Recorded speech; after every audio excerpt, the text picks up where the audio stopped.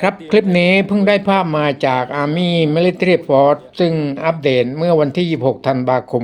68 เครื่องบินขับไล่ F-16 ทิ้งระเบิดต่อที่หมายที่สำคัญ นั่นก็คือคลังอาวุธในกัมพูชาอำเภอศรีสนองจังหวัดเสียมราชซึ่งอยู่ห่างจากจังหวัดสระแก้วประมาณ 60 กิโลเมตรเพื่อเป็นการตัดกำลังหรือตัดวงจรการส่งกำลังบำรุงนะครับเท่าที่ตีความแปลภาษาเขมรที่ประชาชนกำลังวิจารณ์กันอยู่นั้นบอกว่า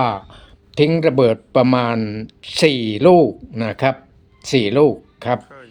นี้คืออัปเดตที่หมายล่าสุดนั้นก็คือคลังอาวุธนั่นเองครับจัดหนักเลยอันนี้ถ้วยทำไมเลยหนูอันนี้ทำไม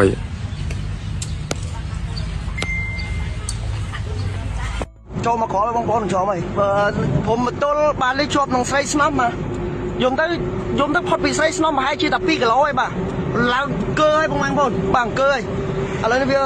สอยจะมาดอมข้างไซส์น้ำที่ไรป่ะทางซิมเรียบอะไรทางตรงกลางเนี่ยดักเสบียงย่อมเชนกับเราตัวไว้ไงบางคนมาหลักใส่ลงขโมยขมันเนาะ